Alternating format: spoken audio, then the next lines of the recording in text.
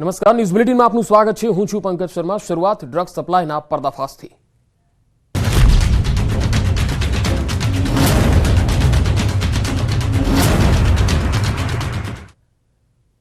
ગાંધીનગરથી વિદેશી ડ્રગ્સ સપ્લાયનો પર્દાફાશ થયો છે। ગાંધીનગરની ફાર્મા ફેક્ટરીમાંથી બનતું હતું ડ્રગ્સ। જાલુંદ્રાની મેગાશ્રી એગ્રી ફાર્મા કંપનીમાં આ ડ્રગ્સ બનતું હતું। ડ્રગ્સ બેંકોક, થાઇલેન્ડ મોકલવાનું હતું। ડીઆરઆઈએ 50 કિલો કેટામાઇન ડ્રગ્સ પકડી લીધું છે। અમદાવાદ એર કાર્ગો કોમ્પ્લેક્સમાંથી ઝડપાયું છે। ડીઆરઆઈએ વિદેશ જતું કન્સાઇનમેન્ટ સીલ કરી દીધું છે। આ કન્સાઇનમેન્ટ કેમિકલ તરીકે જાહેર કરાયું હતું। 25 કરોડની કિંમતનું 50 કિલો ડ્રગ્સનો જથ્થો જપ્ત કરવામાં આવ્યો છે।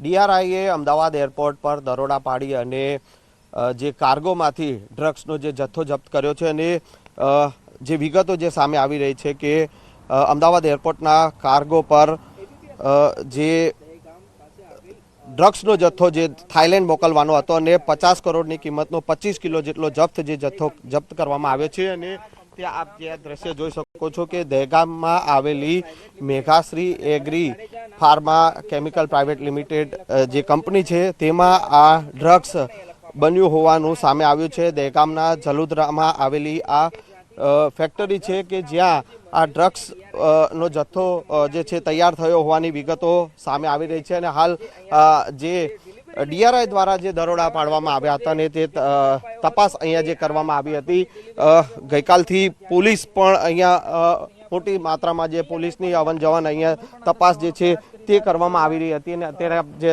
દ્રશ્ય જોઈ શકો છો કે આ જે કેમિકલ કંપની જે છે agri pharma, Meghashree agri pharma chemical company જે કે ત્યાં દરોડા પાડી અને જે આ જથ્થો જે છે તે અહીંયા તૈયાર થયું હોવાની વિગતો સામે આવી છે કે જે કેટામાઇન ડ્રગ કે જે થાઇલેન્ડ મોકલવાનું હતું, બેંકોક મોકલવાનું હતું, જો કે એ પહોંચે તે પહેલાં જ એ ડ્રગ્સનો જથ્થો જે જપ્ત કરી લેવામાં આવ્યો છે અને એ ડ્રગ્સ અહીંયા તૈયાર થયું હોવાની વિગતો જે સામે આવી રહી છે। અત્યારે આપ જોઈ શકો છો કે અહીંયા chemical pharma company Meghashree agri pharma કંપનીમાં આ ડ્રગ્સ તૈયાર થયું હોવાનું સામે આવ્યું છે। અને અત્યારે આપ આ જોઈ શકો છો કે ડીઆરઆઈ દ્વારા આ નોટિસ પણ જે છે અહીંયા લગાવવામાં આવી છે અને જે તપાસ જે છે ડીઆરઆઈ દ્વારા તેજ કરવામાં આવી છે। 3 લોકોની ધરપકડ પણ કરવામાં આવી છે અને ડીઆરઆઈ અને પોલીસ દ્વારા આ સમગ્ર રેકેટ ક્યારથી ચાલતું હતું, કેવી રીતે ચાલતું હતું, તે તમામ તપાસ જે છે તે અત્યારે કરવામાં આવી રહી છે। અને હાલ ન્યૂઝ 18 ગુજરાતીની ટીમ આ ફેક્ટરી પર પહોંચી છે જે જલુંદ્રામાં આવેલી છે અને એ ફેક્ટરી અત્યારે આપ નોટિસ મારી દેવામાં આવી છે અને હાલ આ જે ફેક્ટરી જે છે તે સીલ કરાઈ હોવાનું જોવા મળી રહ્યું છે। કેમેરામેન નિલેશ સોસા સાથે સંજય ટાંક, ન્યૂઝ 18 ગુજરાતી, દહેગામ। તો 25 કરોડની આસપાસનું આ ડ્રગ્સ છે અને તેનું ગાંધીનગર કનેક્શન થાઇલેન્ડ અને બેંકોક મોકલવાનું હતું। વધુ માહિતી સાથે સંવાદદાતા સંજય ટાંક મારી સાથે જોડાયા છે। સંજય, આ જે ત્રીજું ઓપરેશન છે ડીઆરઆઈનું અને 25 કરોડનું આ ડ્રગ્સ પકડાયું છે, આ ડ્રગ્સ પહેલી વખત અહીંયા આગળ બનતું હતું કે ઘણા સમયથી અહીંયા આગળ આ વેપલો ચાલતો હતો?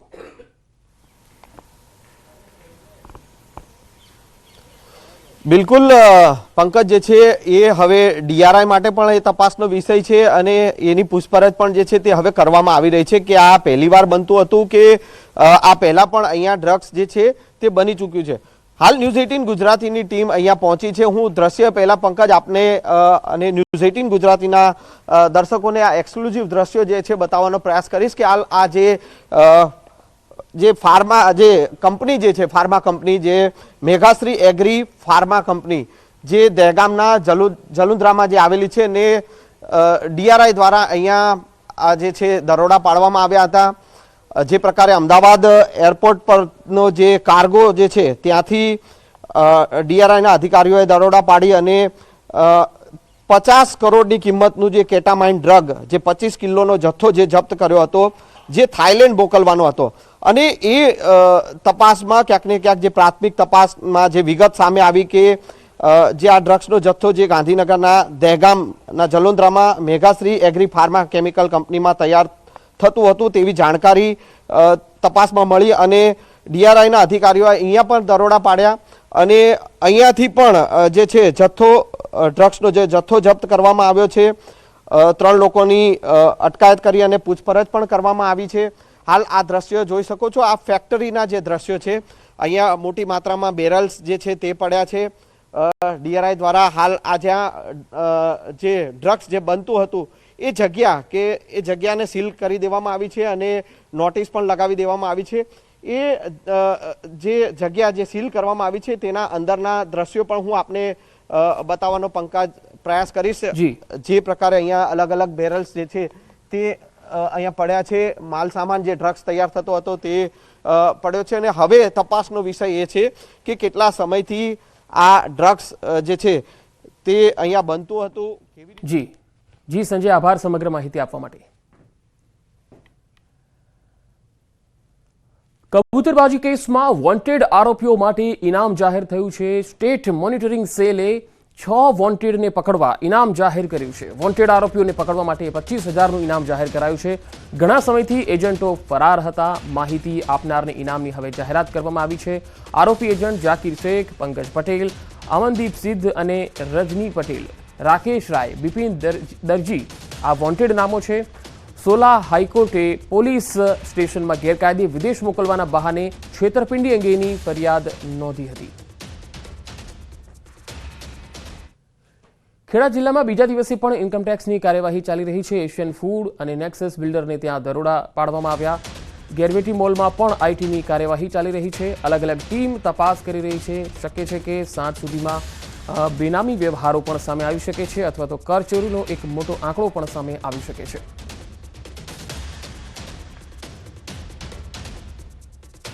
આજથી વન સેતુ ચેતના યાત્રાનો પ્રારંભ થવા જઈ રહ્યો છે. નવસારીથી સીએમના હસ્તે યાત્રાનો પ્રારંભ થશે. 22મી સુધી નવસારીથી અંબાજી સુધીની આ યાત્રા છે. યાત્રા 13 જિલ્લા 28 તાલુકામાંથી પસાર થશે. યાત્રામાં વન સહભાગી મંડળીઓ સાથે મુલાકાત અને સંવાદ કરાશે. મહિલા સ્વસહાય જૂથો સાથે મુલાકાત કરવામાં આવશે. વિશેષ સિદ્ધિ પ્રાપ્ત કરનાર આદિવાસીઓનું સન્માન કરાશે. સરકારના 20 વર્ષની સિદ્ધિઓનો અહેવાલ, રામ મંદિર પ્રાણ પ્રતિષ્ઠાની સકારાત્મક ઉજવણી પણ કરાશે. સરકારી યોજનાઓની સમીક્ષા, FRAના લાભ, યાત્રી સભા પણ કરાશે. જંગલ વિસ્તારના ગામોમાં વસતા આદિજાતિ સમુદાયના લોકોને મળી રૂબરૂ સંવાદ થકી સ્થાનિક લોકોની સમસ્યાનું નિરાકરણ લાવવાનો પ્રયત્ન થશે. યાત્રા દરમિયાન રાત્રિના સમયે ભજન સંધ્યા, યાત્રાના માર્ગમાં આવતા પ્રસિદ્ધ મંદિરોએ દર્શનનું પણ આયોજન રહેશે.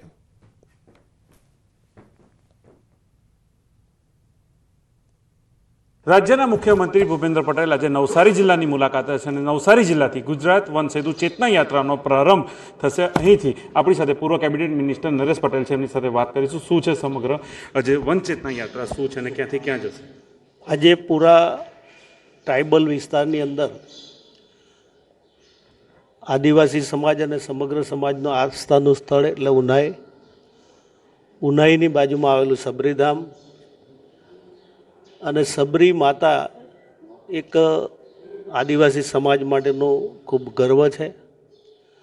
ભગવાન રામચંદ્રજીએ સમરસતાની ખૂબ મોટા એમણે તે સમયે મેસેજ આપ્યા હતા અને જ્યારે સામે ચાલીને ભગવાન રામચંદ્રજી ઉનાઈ થઈને પસાર થઈને જ્યારે સબરી માતાજીને મળે છે ત્યારે અમારા માટે આનંદનો દિવસ છે. અમારી સરકારે, હું સરકારને અભિનંદન આપું છું.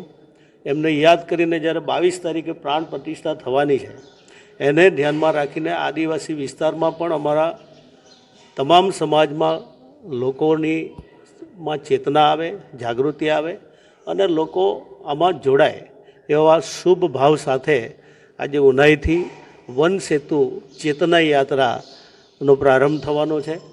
અને બીજી આનંદની વાત એ છે કે 1968માં ભગવાન રામચંદ્રજીનું અમારું જૂનું મંદિર હતું, એના જીર્ણોદ્ધાર માટે પણ અમારા આદરણીય મુખ્યમંત્રીશ્રીના વરદ હસ્તે આજે ભૂમિપૂજન થશે અને અહીંયાથી દર્શન કરીને સીધા ગાંધી મેદાનની અંદર જાહેર સભા સંબોધશે અને ત્યાંથી યાત્રાનો પ્રારંભ કરશે.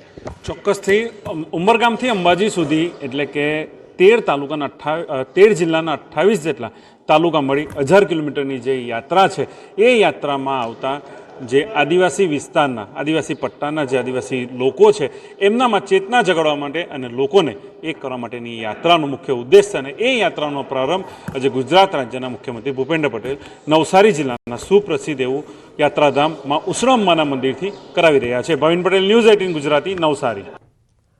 અને હવે એક મહત્વપૂર્ણ ખબર આવી રહી છે. પ્રદેશ ભાજપ કાર્યાલય કમલમમાં આજે ભાજપની કાર્યશાળાનું આયોજન છે. બપોરે 2 કલાકે ભાજપ મહિલા મોરચાની કાર્યશાળા યોજાશે. પ્રદેશ સંગઠન મહામંત્રી રત્નાકરજી અને મહિલા મોરચાના પ્રભારી અને પ્રદેશ ઉપાધ્યક્ષ ગોરધનભાઈ ઝડફિયા, મહિલા મોરચાના પ્રમુખ ડોક્ટર દીપિકાબેન સરડવા ઉપસ્થિત રહેશે. રાષ્ટ્રીય મંત્રી અને રાષ્ટ્રીય સંયોજક મહિલા સ્વયં સહાયતા વિજયા રાહતકરજી, રાષ્ટ્રીય ઉપાધ્યક્ષ મહિલા મોરચો રેખા ગુપ્તાજી પણ ઉપસ્થિત રહેશે.